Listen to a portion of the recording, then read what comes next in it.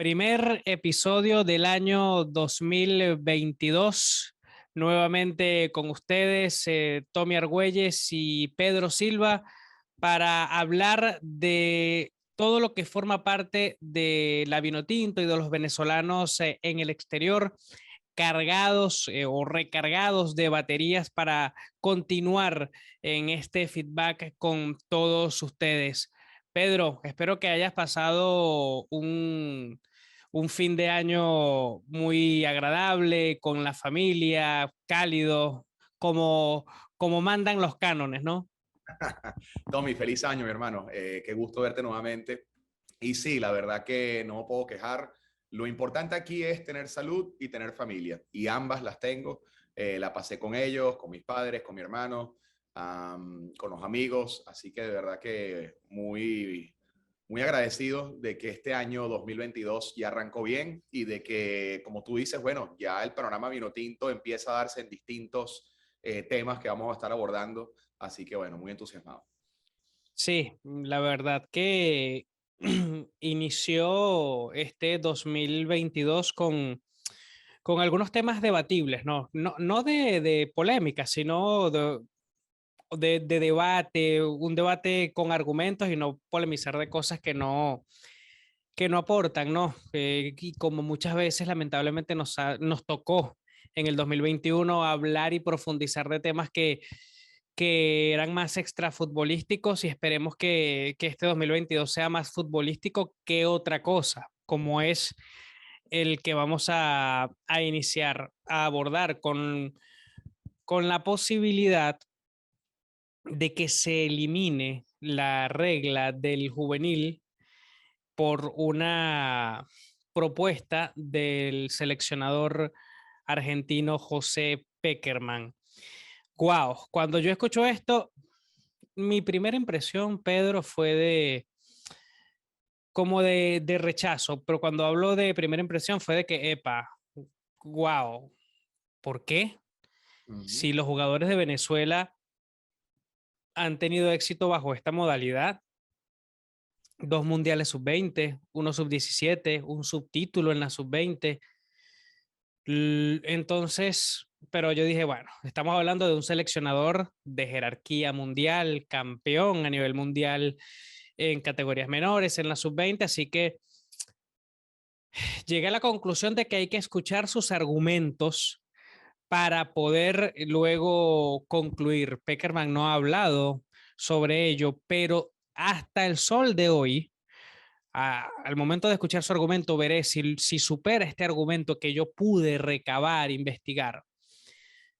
A ver, en el subtítulo de la sub-20, Fariñez, Soteldo, Peñaranda, eran figuras en sus equipos en la liga venezolana, viendo minutos, y les dio muchísimo resultado, por no nombrar a varios más, ¿no? Eh, Teníamos una ventaja de que en los demás países, Pedro, muchos jugadores juveniles no llegaban con ese roce de primera que tenían los venezolanos, porque en Venezuela es una ley de que tienes que jugar con un sub-20 en cancha de forma obligatoria. En los otros países no existe eso, y eso le estaba dando un plus y que le ha dado resultado. ¿Cuál es una de las contrapartes, Pedro? Para darte la palabra, de que hay algunos entrenadores que señalan que sí, que hay jugadores, muchos jugadores llegan como que con mayor rodaje al nivel profesional, pero por saltarse ese paso de juvenil a primera, se saltan algunos pasos de formación que luego los vemos en errores garrafales cuando están en la categoría profesional. No le quité ningún sentido a esa tesis tampoco, porque bastante que vimos en la era Peseiro, en la era Leo González, errores individuales formativos en nuestros jugadores. Tommy, es debatible porque, a ver, Sí, efectivamente lo vimos, pero también sabemos las circunstancias por las cuales la selección estaba atravesando en ese momento, ¿no? Entre pandemia, entre problemas con la federación, entre problemas con los directivos, jugadores. Um, yo creo recordar una entrevista que tú tuviste, si no me equivoco, con el Tetero Rey, de que él hablaba sobre los tiempos de él, donde en sus tiempos de futbolista, sobre todo en su etapa muy joven, Sí. él no tuvo todos los recursos, él no tuvo toda la formación, la competición que hay hoy en día para todos estos futbolistas. Así que yo creo que todo depende de verdad del cuerpo técnico que lo rodea. En este caso, bueno, estamos hablando de José Peckerman.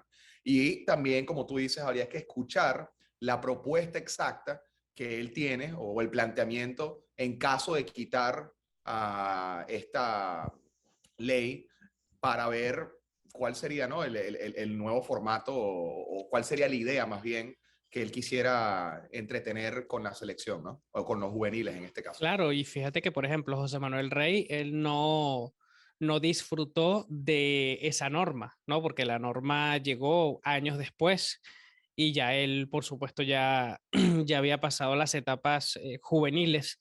Es de verdad que un tema muy interesante, de verdad que agitó el análisis del venezolano porque de los que abordamos al fútbol de la selección y de Venezuela, porque no nos esperábamos esto, de verdad. Incluso habían comentarios desde el exterior diciendo que varios países deberían de emular de que Venezuela juegue con un sub-20 porque no cerró en otros países y también, por ejemplo, no sé cómo estará ahorita, pero cuando yo estuve trabajando en el Deportivo Lara, me acuerdo que en Copa Venezuela se estaba jugando obligatoriamente en Copa, no en Liga. En Liga un solo sub-20, ¿no? Obligatoriamente. Y en la Copa Venezuela, obligatoriamente en cancha, un sub-20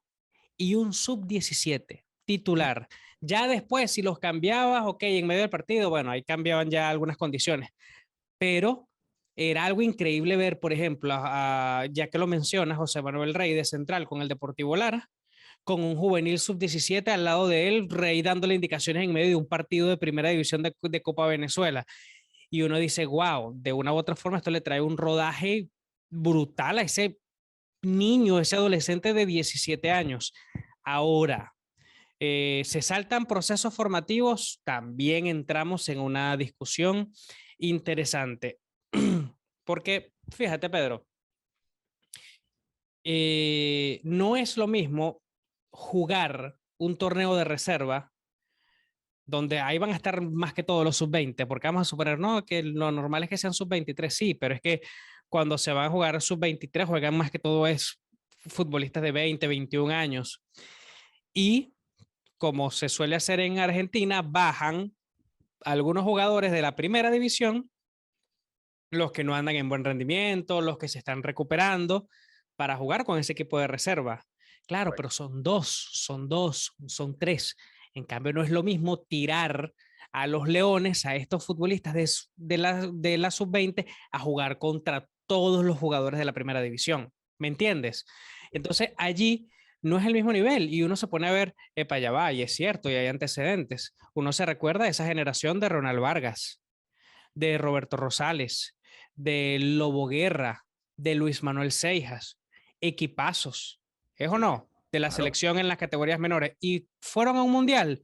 No fueron a un mundial, Pedro, no fueron a un mundial de la categoría, porque en esos momentos no se juega el torneo nacional sub-20, no es lo mismo, no que se juega el torneo de la filial que existía en su momento, los equipos que tenían como que una plantilla B para jugar un torneo aparte. Bueno, está bien, es un torneo B donde bajan solo 2 o 3 jugadores de primera división, de resto son puros jugadores sub-20. No podemos comparar un torneo sub-20 de reserva con un torneo de primera división. Los hinchas, por favor, necesitamos sus aportes en este tema tan complejo y tan interesante. qué opinión les merece y bajo qué tesis ustedes se inclinan, ¿no?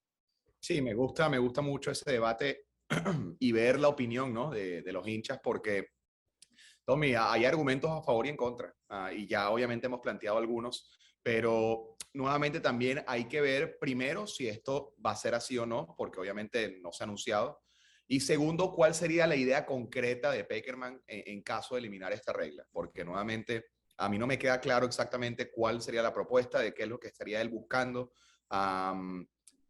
En caso de eliminar esta regla juvenil. Eh, Fíjate, Tommy, también otras declaraciones que me pareció interesante y que hicieron mucho eco, sobre todo tanto en Argentina como en Venezuela. No sé si alcanzaste a ver, fue lo del Bocha Batista en una entrevista con Teis Sports, Sí, sí. que yo creo que generó un poco de confusión también. Unas declaraciones en las cuales dice que, bueno, él básicamente está, él asumió este rol con José Pekerman porque él en un futuro ve también la posibilidad de ser entrenador de una selección y inmediatamente, bueno, y también a esto agregó que Pekerman ya quizás está en su último ciclo como entrenador.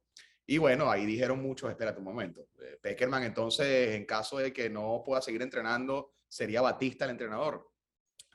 Yo no creo que eso es lo que él quiso decir, pero mucha gente lo interpretó de esa manera y también se Sí, prestó para la polémica y la confusión. sí, sí, sí. No, no creo que se haya referido a eso, sino a que cuando termine el proceso hacia el Mundial de 2026, se clasifica el Mundial. Si se clasifica, Peckerman dirigiría ese Mundial y luego no dirigiría más, y es totalmente entendible bajo la edad que ya tiene el profesor. Pero ya luego de que Peckerman le haya dicho al Bocha de que, mira, tú serías quien tomaría el testigo, creo que es algo que no se le va a dar mucha importancia en la federación, es lo que creo. Y creo también que el Bocha no debió decir eso. ¿Por qué? Porque es que los planes del Bocha no necesariamente son los mismos planes de la Federación Venezolana de Fútbol. Claro. El plan de Jorge Jiménez, presidente de la FBF, es con José Pekerman.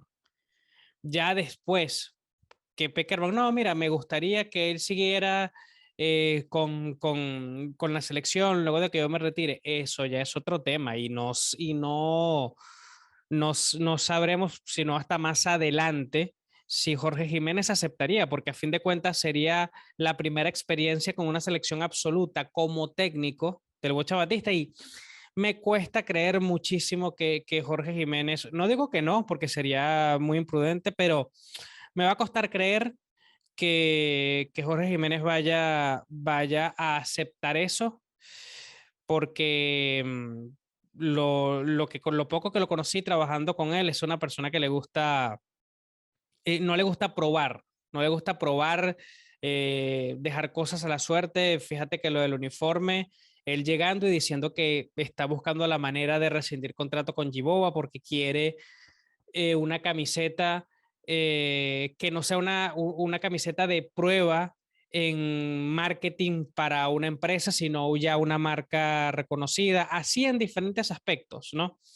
Simplemente lo que hago es describir el poco tiempo que trabajé con él, y de verdad que eso, a mi juicio, eso va a quedar ahí. No quiere decir gran cosa. Y otra noticia que hay en parte de la selección nacional es que ya se tiene un preparador de arqueros. Sería el primer venezolano y quizás el único dentro del cuerpo técnico, y es Vicente Rosales, preparador de arqueros del cuerpo técnico de Leo González con Deportivo Lara. Estuvo también en su momento con Carabobo, estuvo con Caracas Fútbol Club, estuvo también con Rafael Dudamel en la selección nacional. Así que es una noticia que pude conseguir hace par de días, esperando todavía por el preparador físico, que no lo tengo, la verdad. Sigo sin tener esa información, pero bueno, eso en base a lo que es la selección nacional y de jugadores en el exterior. Pedro, qué bueno ver a jugadores de la selección que en sus clubes están viendo minutos, ¿no? Sí, Tommy, de verdad que eso me alegra a mí enormemente y hay que mencionarlo y hay que decirlo. En este caso, bueno, si empezamos por el capitán Tomás Rincón, que pasó del Torino a la Sampdoria e inmediatamente empezó a ver minutos, aunque lamentablemente su equipo cayó. Pero Tomás sigue, se mantiene en el calcio italiano en la máxima competición. Eso es positivo, me parece que es un jugador que sigue siendo un referente, que 13 años. 13 años en Europa, imagínate. y Peckerman te aseguro que fue de los primeros en hablar con él. Seguro. Así que vamos a ver en este caso si se mantiene bien físicamente Tomás para que siga colaborando con la selección. De los experimentados, bueno, también Salomón Rondón, que dio minutos con el Everton en la Copa, en la FA Cup de Inglaterra. El Everton avanzó, no pudo anotar Salomón, que ha tenido, en cuanto a goles se refiere, una producción muy pobre, pero sigue sumando, se mantiene obviamente activo. En MLS, obviamente, ahorita todavía no hay actividad, así que Joseph Martínez, el Brujo Martínez, etcétera, están todos todavía de momento, me imagino, preparándose, alistándose físicamente. Pero bueno, ya en México, me sorprendió un poco, Tommy, ver la partida de John Murillo, del Tondela de Portugal, al Atlético San Luis, aunque esto no se ha hecho oficial, pero yo creo que ya es extraoficial, que va a llegar ya Murillo a la Liga MX. No sé cómo lo ves tú. Sí, sí, creo que ya ayer en la noche vi una foto, si no me equivoco, Sí. del club. No estoy 100% seguro, pero no, no, a mí tampoco me gustó. O sea, no estoy menospreciando en lo absoluto a la Liga Mexicana. Es una liga de muchísimo nivel en toda América, pero por supuesto que no está cerca del fútbol europeo. Y ver, yo al principio cuando habían rumores, me costaba creerlo, yo, pero ¿por qué? De Portugal y aparte que le ha estado yendo bien últimamente.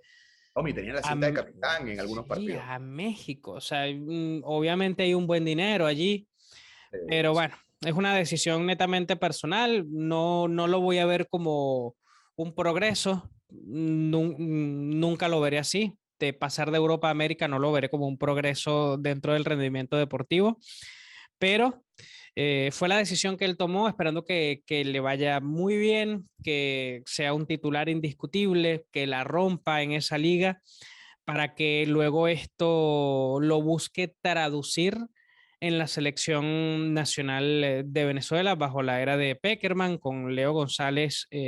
Murillo no tuvo participación, poca convocatoria, de hecho, creo que fueron los primeros dos partidos nada más de Leo González, de resto no estuvo convocado. Y bueno, y en México una buena noticia también es la de Rómulo Otero, ¿no? Que vuelve a jugar con el equipo de primera. Sí, Tommy, Otero no veía acción desde noviembre, me parece. Y qué bueno, de verdad, que vio minutos en la victoria del Cruz Azul.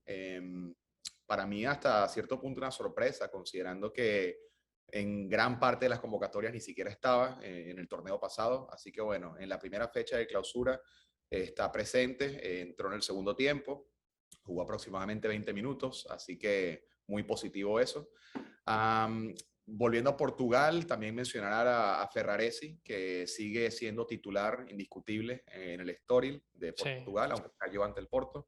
Pero te digo, Tommy, todas estas noticias son muy positivas, ¿no? De nuestros futbolistas de la selección. Sí, más aún con la edad, ¿no? Que tiene Ferraresi, un muchacho muy joven y que esté allí curtido en el fútbol europeo, lo hace tener muchísimos puntos para que se mantenga allí con la selección nacional y sea uno de los líderes en la retaguardia en un tiempo, un plazo muy corto, porque de verdad que este muchacho está dando muchísimo de qué hablar en Turquía, también con el Gostepe Wilker Ángel viendo minutos, ¿no, Pedro? Es correcto, muchos dirán, bueno, ¿y qué es la vida de Wilker Ángel? Yo lo hacía en Rusia, de verdad, todavía. Ni siquiera, si estoy muy honesto, le había perdido la trayectoria a Wilker.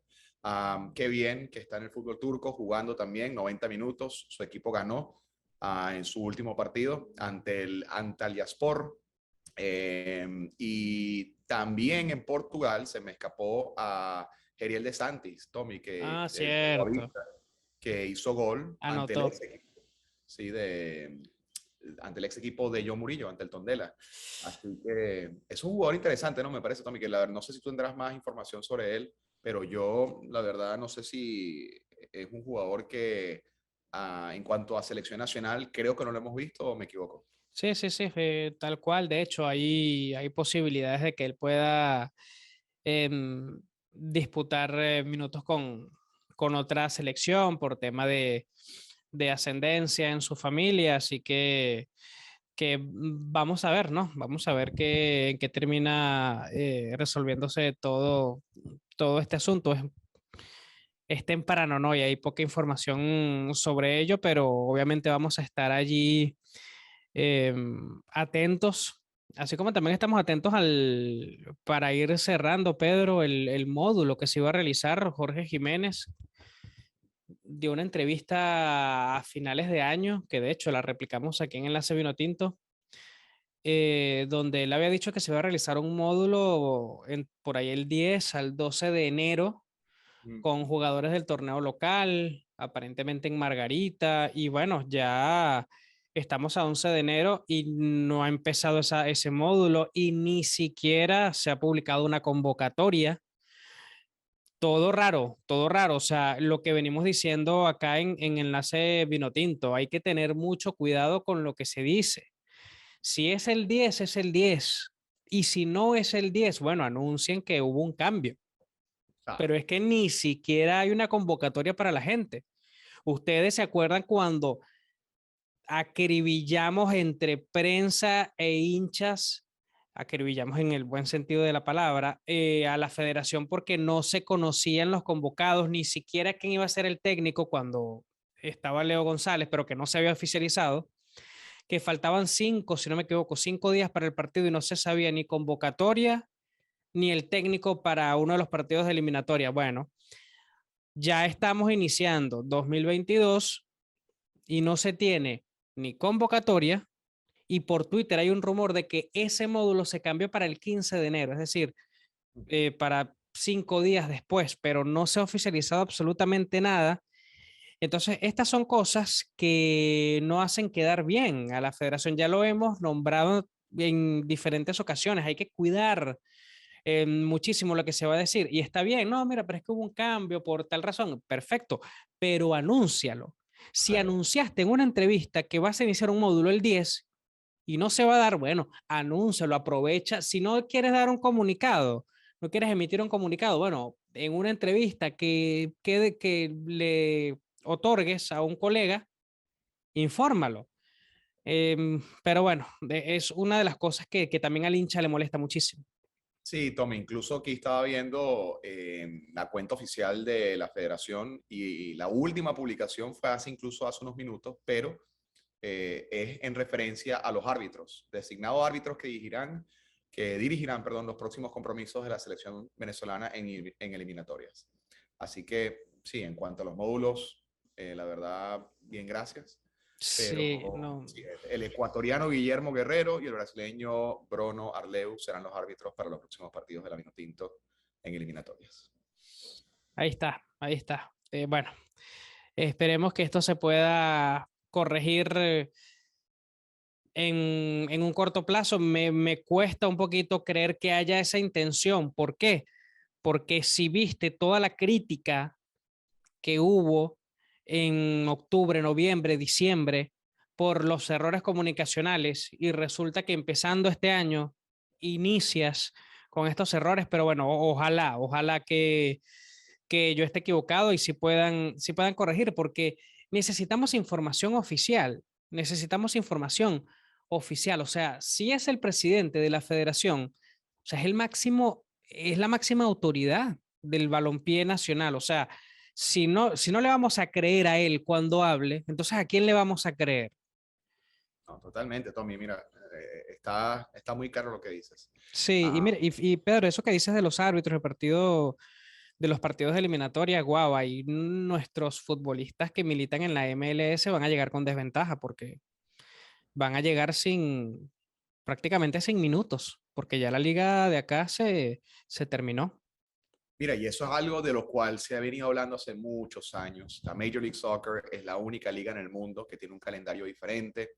y que afecta muchísimo justamente en esta etapa del año de proceso de eliminatorias, porque los futbolistas que militan en estos momentos en la MLS deben estar trotando en un parque que está ahí cerca de su casa, o deben estar en un gimnasio, en un LA Fitness o en cualquiera de estas empresas, porque es que la verdad no hay ritmo, Claro. no hay pretemporada en estos momentos, Eh, todavía no la hay. Bajo unas formas alejadas de entrenamiento de alto rendimiento, como tú estás diciendo, entrenar en un gimnasio, ir a un parque a trotar, que eso es simplemente para, sí, para buscar mantenerse, pero para nada está cerca de un entrenamiento de alto rendimiento, pero está muy complicado que, por lo que nos comentaba en su momento Gio Savarese, de que eso pueda cambiar, el tema también del invierno, el uso de algunos estadios de fútbol americano. Gio Savarese, un conocedor de la materia, en su momento nos comentó que cambiar las fechas de inicio y de final de la Major League Soccer está muy cuesta arriba. Bueno, Pedro, aquí vamos a estar atentos para el siguiente episodio de Enlace Vinotinto. Esperemos que ya cuando estemos grabando ya se tenga la convocatoria del módulo en Margarita, aparentemente. Primero que si se va a realizar o no, porque este silencio es muy raro. Y aparte, bueno, que ya también se vienen los partidos eliminatorios, Pedro. Y hoy es 11 de enero, es decir, en 2 semanas ya, en 2 semanas, sí, en 2 semanas está ya la eliminatoria. Así que yo creo que nuestro próximo episodio ya será, obviamente, evaluando la lista, la primera convocatoria, José Peckerman, para los partidos ante Bolivia y Uruguay.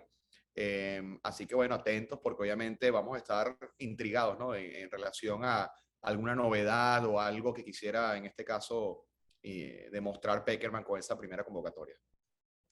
Así es, recuerden suscribirse, activar la campanita, también suscríbanse en el canal de Telegram, allí pude publicar antes que en el Twitter, ustedes se enteraron primero por allí de el nombramiento de Vicente Rosales como preparador de arqueros de la selección de Venezuela y luego fue que lo publiqué en las redes sociales, siendo fieles con ustedes, quienes nos han estado apoyando en Enlace Vinotinto. La semana entrante, en los próximos días, poquitos días, vamos a estar nuevamente grabando para todos ustedes. Aún más en estos tiempos de virus, de Omicron, de Deltacron, ya uno no encuentra ni qué nombres van a inventar próximamente. Hay que cuidarse, muchachos, cuidarse muchísimo más. Un fuerte abrazo para todos.